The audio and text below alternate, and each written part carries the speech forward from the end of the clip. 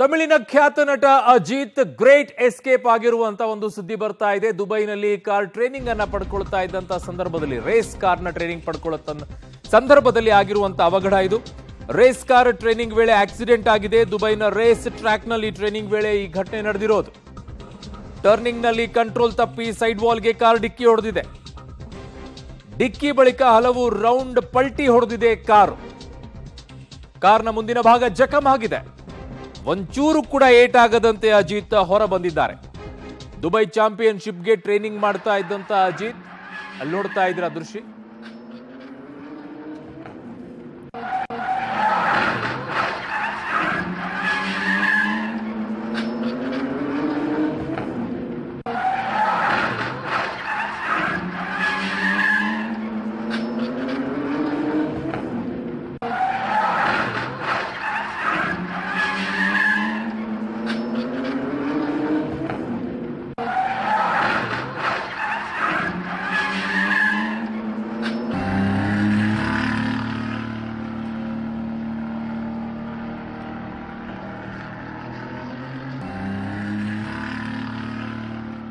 ನೋಡ್ತಾ ಇದ್ದೀರಾ ಖ್ಯಾತ ನಟ, ತಮಿಳು ಖ್ಯಾತ ನಟ ಅಜಿತ್ ರೇಸ್ನಲ್ಲಿ ಭಾಗಿಯಾಗೋಕೆ ತರಬೇತಿಯನ್ನು ಪಡ್ಕೊಳ್ತಾ ಇದ್ರು. ಈ ಸಂದರ್ಭದಲ್ಲಿ ಸೈಡ್ ವಾಲ್ಗೆ ಕಾರ್ ಡಿಕ್ಕಿಯನ್ನು ಹೊಡೆಯುತ್ತೆ. ಸುಮಾರು ಹೊತ್ತು ಅದು ತಿರುಗುತ್ತೆ, 3-4 ಬಾರಿ ಅದು ತಿರುಗಿ ತದನಂತರ ನಿಂತ್ಕೊಳ್ಳುತ್ತೆ. ಅದಾದ ನಂತರ ಯಾವುದೇ ರೀತಿಯಾಗಿ ಒಂಚೂರು ಕೂಡ ಏಟಾಗದಂತೆ ಅಜಿತ್ ಹೊರಬಂದಿದ್ದಾರೆ. ಏಟಾಗಿಲ್ಲ ಅಂತ ಹೇಗೆ ಹೇಳಕ್ಕಾಗತ್ತೆ? ಆ ರೀತಿಯಲ್ಲಿ ಫೋರ್ಸ್ ಅಲ್ಲಿ ಬಿದ್ದಂತ ಸಂದರ್ಭದಲ್ಲಿ ಅದಕ್ಕೆ ತಕ್ಕಂಗೆ ಏನೆಲ್ಲ ಸೇಫ್ಟಿ ಮೆಜರ್ಮೆಂಟ್ ಅನ್ನು ತೆಗೆದುಕೊಳ್ಬೇಕು ಅವುಗಳನ್ನೆಲ್ಲ ತಗೊಂಡಿರ್ತಾರೆ. ಅದು ಪಲ್ಟಿ ಹೊಡೆದಿದ್ದರೆ ಬೇರೆ ಆಗಿರೋದು. ಅದು ತಿರುಗಿ ನಿಂತ್ಕೊಂಡಿದೆ, ಒಂದು 3-4 ರೌಂಡ್ ತಿರುಗಿ ಅದು ನಿಂತ್ಕೊಂಡಿದೆ. ಸೊ ಹಾಗಾಗಿ ಒಳಗಡೆ ಇರುವಂಥವ್ರಿಗೆ ಯಾವ ರೀತಿ ಏಟಾಗಿದೆ ಅನ್ನೋದನ್ನ ನೋಡಬೇಕು.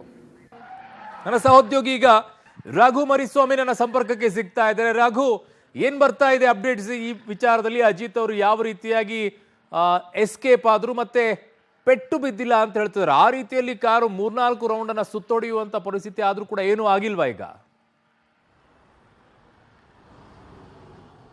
ಅರುಣ್, ಇದು ದುಬೈನ ರೇಸ್ ಟ್ರ್ಯಾಕ್ನಲ್ಲಿ ನಡೆದಿರುವಂತಹ ಘಟನೆ.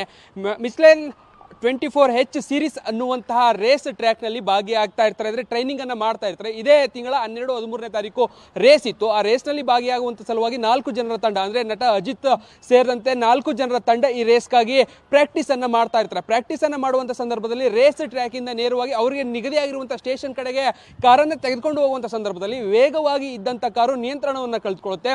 ಇದೇ ಸಂದರ್ಭದಲ್ಲಿ ಅದರ ಸೈಡ್ ರಸ್ತೆ ಏನಿರುತ್ತೆ ಆ ರಸ್ತೆಗೆ ಡಿಕ್ಕಿಯನ್ನು ಹೊಡೆದು ನೇರವಾಗಿ ಒಂದು 4-5 ಸುತ್ತಿ ಆ ಬಳಿಕ ಕಾರು ನಿಲ್ಲುತ್ತೆ. ಬಟ್ ಉಲ್ಟಾ ಆಗೋದಿಲ್ಲ. ಅದೃಷ್ಟವಶಾತ್ ಇಂಥ ದೊಡ್ಡ ಆಕ್ಸಿಡೆಂಟ್ ಆದರೂ ಕೂಡ ಅಜಿತ್ ಯಾವುದೇ ರೀತಿಯಾದಂಥ ಅಪಾಯ ಇಲ್ಲದೆ ಸೇಫ್ ಆಗಿ ಆಚೆ ಬರ್ತಾರೆ. ಬಟ್ ಕಾರ್ನ ಮುಂಭಾಗ ಸಂಪೂರ್ಣವಾಗಿ ನುಜ್ಜುಗುಜ್ಜಾಗುತ್ತೆ.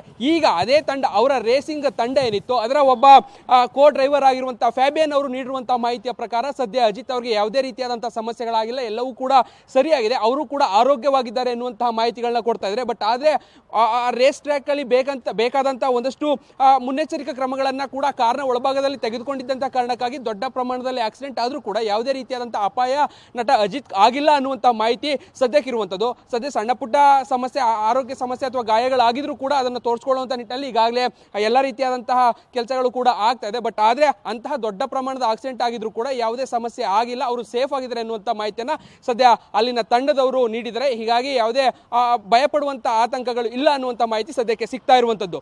ಅರುಣ್. ಓಕೆ ರಘು, ನಿಮ್ಮೆಲ್ಲ ಮಾಹಿತಿಗೆ ಧನ್ಯವಾದಗಳು.